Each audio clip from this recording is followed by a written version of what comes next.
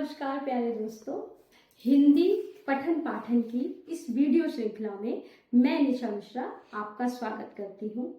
आज हम किरण कविता का पाठन करेंगे। किरण कविता एनसीईआरटी में 5वीं कक्षा में वीणा पुस्तिका में है। किरण कविता के रचयिता कवि निरंकार देव सेवक जी हैं। निरंकार देव सेवक जी हिंदी के प्रसिद्ध लेखक हैं, जिनका जन्म उत्तर प्रदेश बरेली में हुआ है। निरंकार देव सेवक जी की बाल साहित्य की अनेक कविताएं, गीत और कहानियां प्रसिद्ध हैं। इन्होंने 55 पुस्तकें लिखी हैं। किरण कविता में कवि ने एक छोटी सी बालिका और सूर्य की किरण के बीच में होने वाले संवाद को बहुत ही सुंदरता के साथ प्रदर्शित किया है कि किस प्रकार बालिका देर रात तक परियों की कहानियां पढ़ती रहती है और बहुत देर में सोती है, और सुबह वह जल्दी से अपना बिस्तर नहीं छोड़ना चाहती, लेकिन सूर्य की किरण के आने के कारण उसे जागना पड़ता है। तो वह किरण को बताती है और साथ ही साथ शिकायत भी करती है कि अरे किरण, तो उठकर इतनी जल्दी आज चली आई, मैं तो अपने बिस्तर में से अभी तक निकल नहीं पाई।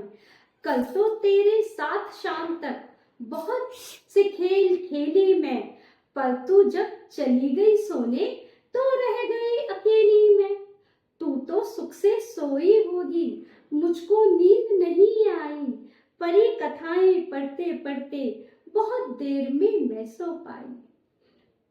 बालिका किरण को बताती है कि हे किरण, तू इतनी जल्दी क्यों आ गई?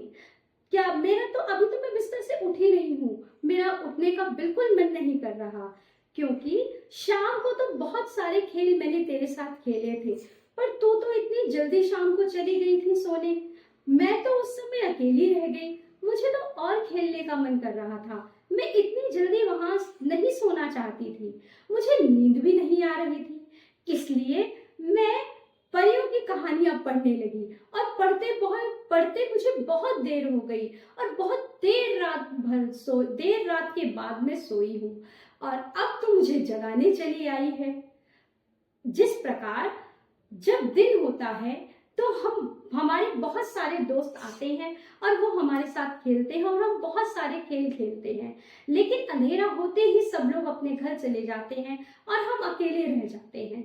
रात को हम देर से सोते हैं और सुबह भी हम देर से उठना चाहते हैं, और सूर्य की किरणें जब हमें जगाना चाहती हैं सुबेरा होने पर, तो हम उठना नहीं चाहते। ठीक इसी ही तरह की स्थिति हमारी बालिका के साथ भी है, जो इस कविता में बता रही है। लेकिन किरण उसे मनाते हुए कहती है और बताती है कि उसे भी सोने को नहीं मिलता। किरण कहती है, कहने लगी किरण यह सुनकर, मैं ही कब सो पाती हूँ, तुम्हें सुलाकर एक दूसरी दुनिया में मैं जाती हूँ। बच्चे जो बिस्तर में सोए होते उन्हें जगाती हूँ, वहां शाम हो जाती है तो लौट के वापस आती हूँ। किरण बालिका को समझाती है और कहती है कि जब यहाँ शाम हो जाती है तो मैं दूसरी दुनिया में चली जाती हूँ, और वहां जाकर मैं वहां के सोए हुए बच्चों को जगाती हूँ, उनके साथ खेलती हूँ, दिन बिताती हूँ, और वहां जब शाम हो जाती है तो वापस लौट के मैं यहाँ आती हूँ। मुझे भी पूरी रात सोने को नहीं मिलता। किरण यह बताना चाहती है कि किस प्रकार दिन और रात के समय वो निश्चित समय पर अपना कार्य पूरा करती है।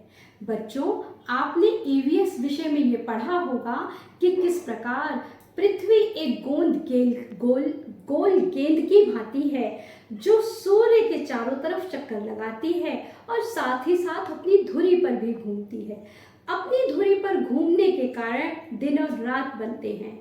पृथ्वी का वह भाग जो सूर्य के सामने रहता है और सूर्य के प्रकाश से प्रकाशित होता है, वहां दिन होता है, और दूसरे भाग पर रात। और जब घूमते घूमते वह रात वाला भाग सूर्य के सामने आता है तो वहां दिन हो जाता है, और जहां दिन था वहां रात। हर रोज इस प्रकार दिन और रात बनते हैं। बालिका को जब लगता है